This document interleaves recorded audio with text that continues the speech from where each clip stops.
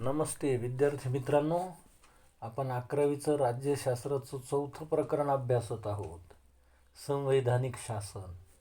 यामध्ये आपण संविधान म्हणजे काय, त्याच पद्धतीने संविधानामध्ये 3 महत्त्वाचे परस्पर संबंधी घटक, यात नियमांचा संच, अधिकारांचा संच, उद्दिष्टे आणि मूल्यांचा संच याविषयी माहिती पाहिली. आज आपल्याला संविधानवाद म्हणजे काय याबाबत अभ्यास करायचा आहे. तर संविधानवाद म्हणजे काय? संविधानवाद म्हणजे शासनाचे अधिकार मर्यादित असणे. शासनावरील मर्यादा संविधानात नमूद केलेल्या असतात किंवा त्या परंपरेने चालत आलेल्या असतात. संविधानवाद म्हणजे शासनाचे अधिकार मर्यादित असणे व शासनावरील मर्यादा ज्या आहे त्या संविधानात नमूद केलेल्या असतात किंवा काही संविधानामध्ये, काही देशांमध्ये त्या परंपरेने चालत आलेल्या असतात. संविधानवादाची सुरुवात 17व्या शतकातील जॉन लॉक या ब्रिटिश विचारवंताच्या सामाजिक करार सिद्धांतातून म्हणजे सोशल कॉन्ट्रॅक्ट थिअरी मधून, सामाजिक करार सिद्धांतातून झालेली आढळते. त्यांच्या विचारानुसार शासन चुकीची गोष्ट करू शकत नाही आणि जर ती गोष्ट शासनाने केली तर लोकांना ते शासन बदलवण्याचा अधिकार असतो. सरकारने जर चुकीचे निर्णय घेतले, जनमत विरोधात जाते आणि सरकार बदलून टाकते.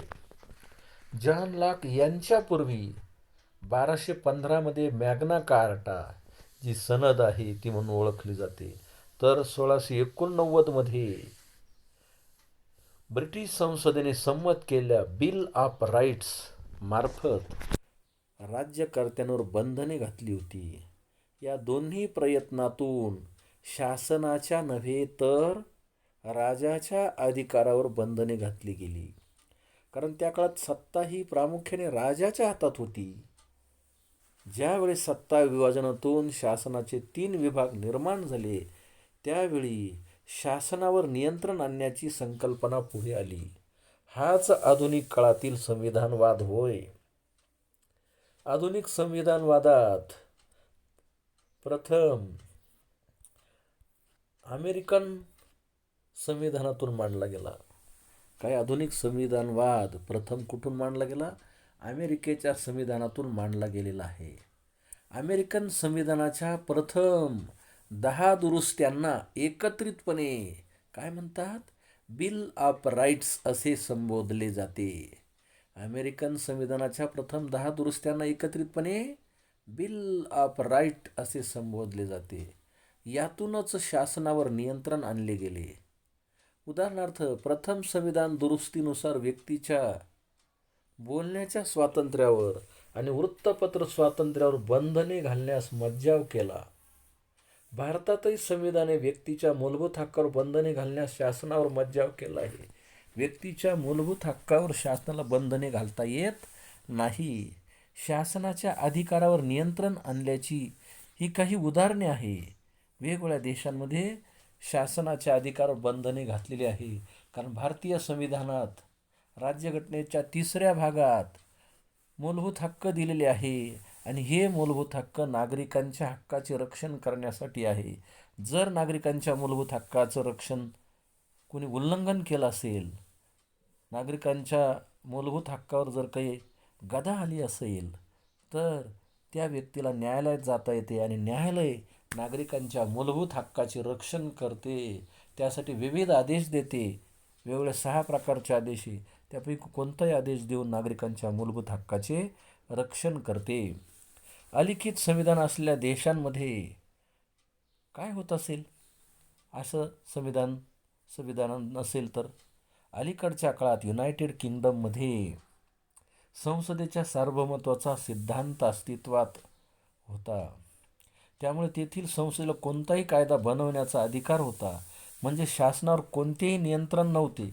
तरीही जेव्हा संसदेने अन्यायकारक व अनियंत्रित कायदे बनवले, जनतेच्या विरोधातील कायदे बनवले, तेव्हा ते सर्व कायदे सतर्क लोकमतापुढे टिकले नाहीत. पूर्वीसारखे आज येथे संसदेला सार्वभौमत्व नाही. याचे एक कारण असे आहे की आज युनायटेड किंगडम वेगवेगळ्या आंतरराष्ट्रीय घटनांचा सदस्य आहे आणि त्यांनी अनेक आंतरराष्ट्रीय करार केलेले आहेत, ज्यामध्ये त्यांनी व्यक्तीच्या हक्काची हमी दिली आहे. या हक्कामुळे शासनाच्या अधिकारावर नियंत्रण आले आहे. ज्या संविधानाने शासनाचे अधिकार नियंत्रित केले, त्या संविधानात दुरुस्त्या करून शासन ही नियंत्रण काढू शकते. ज्या संविधानाने शासनाचे अधिकार नियंत्रित केले, त्या संविधानात दुरुस्त्या करून शासन ती नियंत्रण काढू शकते. बऱ्याच संविधानामध्ये मग शासनाने संविधान दुरुस्त्या करून ही सर्व नियंत्रण काढून टाकली तर अशी परिस्थिती भारतात 1977च्या दशकात उद्भवली होती. त्यावेळच्या शासनाच्या संविधानाने घातलेली बंधने म्हणजे देशाच्या प्रगतीच्या मार्गातील अडसर वाटले आणि म्हणून त्यांनी संविधान दुरुस्तीची मागणी केली. परंतु केशवानंद भारती या प्रसिद्ध खटल्यात 1973 सर्वोच्च न्यायालयाने शासनाच्या संविधान दुरुस्तीचे अधिकार नियंत्रण आणले. असे स्पष्ट केले न्यायालयाने की भारतीय संविधानाला एक मूळ संरचना, बेसिक स्ट्रक्चर आहे आणि ते कोणत्याही परिस्थितीत बदलता येणार नाही. शासन इतर कोणतेही बदल करू शकते. त्यालाच मूळ संरचना तत्व, बेसिक स्ट्रक्चर डॉक्ट्रिन असे म्हणतात, की जे तत्व शासनाला देखील बदलता येत नाही. लोकशाहीमध्ये संविधान म्हणजे केवळ शासनाच्या अधिकारावर नियंत्रण एवढेच नव्हे, तर संविधानाच्या भावनेचे, स्पिरिट ऑफ कॉन्स्टिट्यूशन, संविधानाच्या भावनेचे पालन करणे होय. जी तत्वे संविधानाची पायाभूत तत्वे आहे, ती सत्तेवर असणाऱ्यांनी पायदळी तुडवू नये, ती पाळली पाहिजे. याला संवैधानिक नैतिकता, कॉन्स्टिट्यूशनल मोर्टॅलिटी असे म्हणतात. अशा पद्धतीने आपण संविधानवाद ही संकल्पना अभ्यासली आहे. या ठिकाणी डॉक्टर बाबासाहेब आंबेडकरांचे घटना समितीतील एक भाषण जे आहे, ज्या दिवशी घटना स्वीकारली त्या दिवसाचं हे त्यांचं